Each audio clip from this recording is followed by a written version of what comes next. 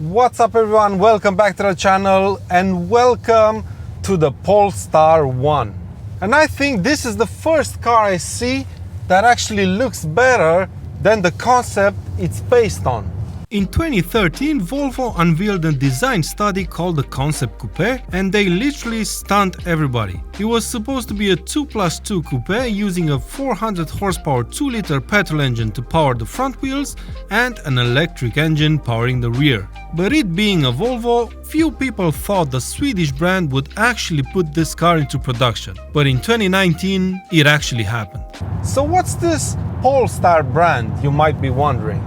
Polestar was actually started in 1996 using Flash Engineering as their original name. They were basically a racing team competing in the Swedish Touring Car Championship. Later on the team was sold and rebranded to Polestar Racing. In 2009 they became an official Volvo partner and they started modifying existing models branded Polestar performance cars, sort of like Alpina with BMWs. Volvo eventually bought the company in 2015 and finally in 2017 they announced Polestar as a standalone brand that would focus on electrified cars. This is the first car to come from Polestar, obviously hence the name.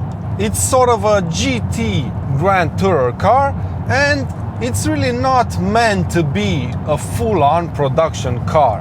It's more of a flagship car in order for the Polestar folks to impress their future customers with what they can do.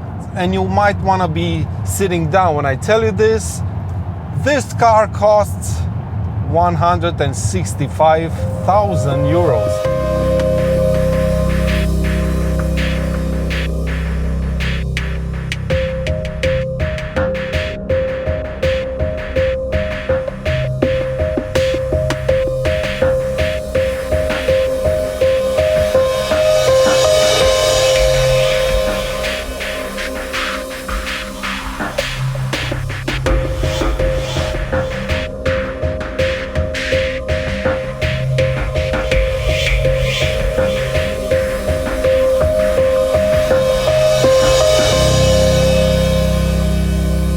There's so much to talk about with this car, so let me start with a quick overview of the design.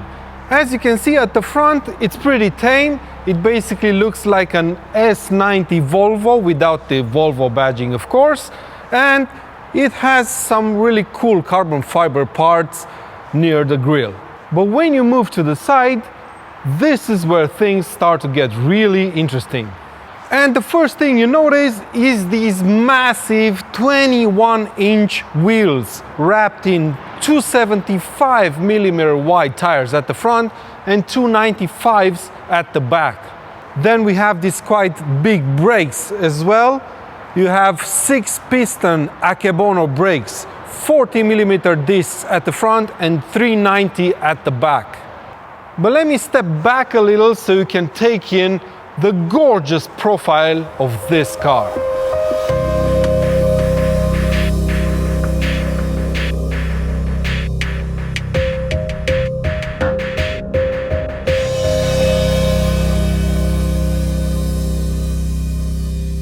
And just take a look at these gorgeous lines over here, and these are possible because the body of this car, excluding the bumpers, is made from carbon, a material that allows for the creation of twice as sharp lines as the ones made from steel. Just have a look at this part, how gorgeous it is.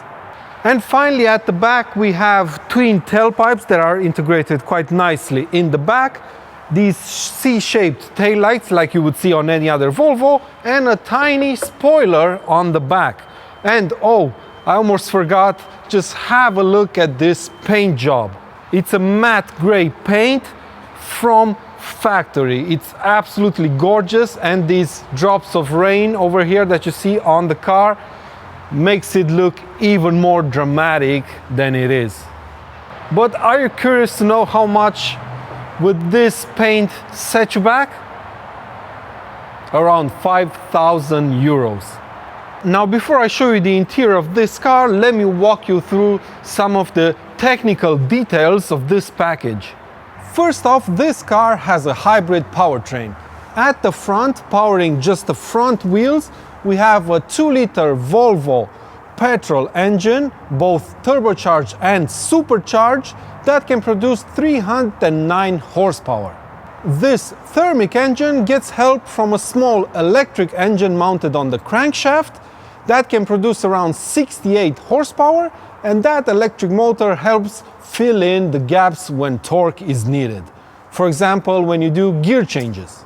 In the middle we have an 8-speed automatic transmission, and in the back, you've probably guessed by now, we have 2 electric motors. Now, each of these 2 electric motors at the back have their own planetary gear set, and that means this car has torque vectoring.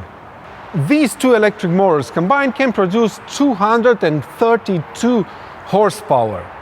Powering them is a 34 kilowatt-hour battery that weighs 340 kilograms, yep, you heard it right, and it's mounted in a T-shape underneath the car, basically where the drive shaft would be in a regular 4x4 car and behind the back seats. And the highlight for me is the fact that this car rides on manually adjustable only dampers. Yes, manually adjustable. Not the right height, but the right quality. And while you can adjust the front dampers from under the bonnet, to get to the rears you really need thin arms or a jack to raise up the car. And before we jump inside, let me just show you what's in the trunk.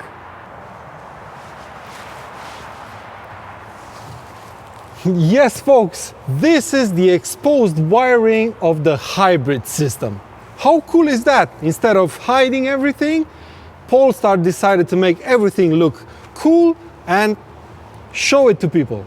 This case over here contains the charging wires, because this is a plug-in hybrid, which means you can also charge the battery in a socket. But all of this means that the boot space suffers quite a lot. And believe it or not, this car has a smaller boot than a VW Up.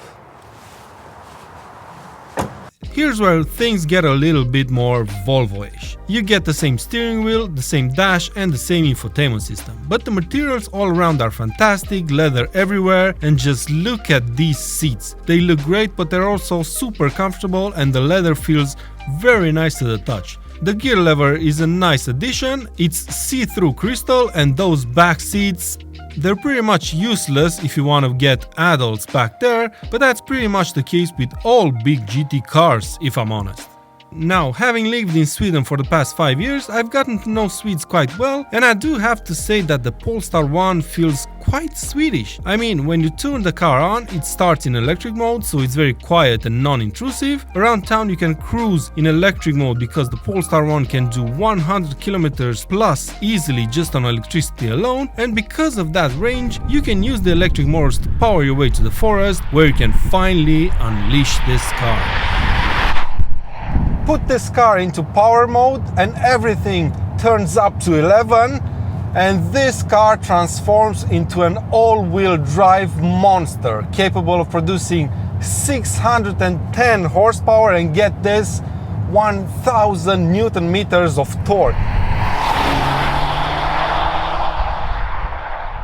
I mean, sure, it's quite heavy, it weighs 2.3 tons, but when you take off from standstill, it's just as fast as my M2 competition.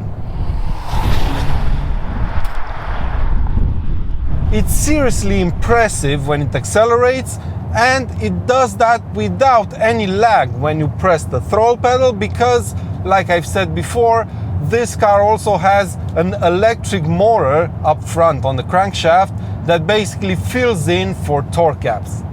It doesn't really make the right sounds, being a 4-cylinder and all, but it's not that bad. The gearbox is not the greatest, especially in manual mode. It's very slow to react to your inputs, and you can clearly tell that the car wasn't really designed for that. But if you live in an auto and put everything into power mode, like I said before, it's alright, it does its job pretty good. There's 5 driving modes in this car: Pure, Hybrid, Power, All-Wheel Drive and Individual. Pure makes the car run in electric mode alone, and in this mode the Polestar 1 is a rear-wheel driven car. Hybrid mode is what the name says it is, the car being able to switch between electric and petrol based on how hard you drive it. Power mode is the full-on mode, everything is used to the max, electric power, petrol engine, and the car is in four-wheel drive mode. All-wheel drive mode, it's a balanced power mode basically, and individual is exactly what the name says it is. You can configure the car however you want it. Around corners, this car handles pretty good for a GT. I mean, sure, there's a bit of body roll, but the steering is quick enough and you can actually steer the car with the throttle pedal. What do I mean by that? Well, mid-corner, if you give it some beans, you're gonna see that more power goes to the back and the car starts rotating faster.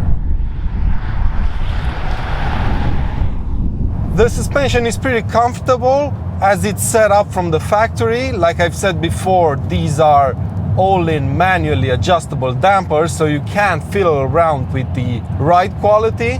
And really, I have to say, these dampers are on another level to anything I've ever driven before.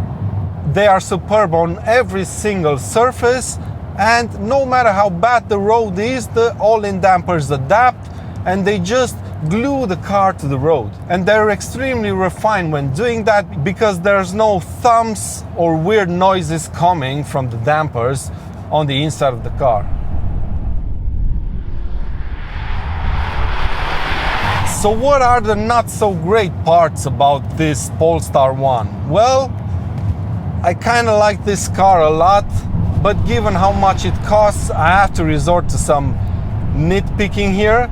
So the first one would be these seat belts. They're quite cool actually, but as you can see, the ones in the front are this Polestar orange, but the ones in the back are black.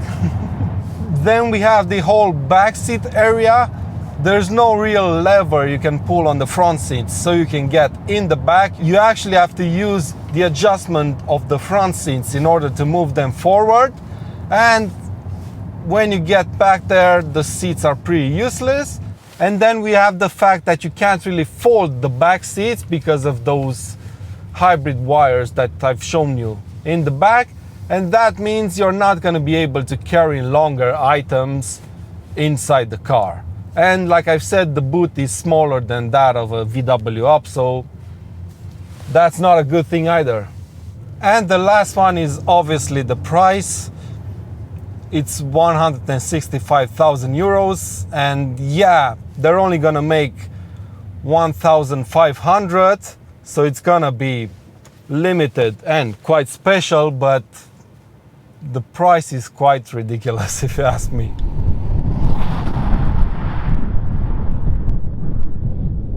Ultimately, the Polestar 1 is quite unique in this segment, and that helps it stand out from the crowd. It's not as special on the inside as a Bentley, for example, and not as sporty as a 911. But because of this powertrain, I can't help but think that this might be the recipe for the future of the sports car. A civilized, comfortable, and quite fuel-efficient daily driver, but one that changes personality as soon as you stomp on the throttle. But that's been it for today's video, my friends. I really hope you've enjoyed it. Please give it a thumbs up if you have. Thank you very much to Polestar for lending me this quite special machine. Thank you for watching, and make sure you hit that subscribe button for more content to come. And until next time, take good care of yourselves, and I'll see you around.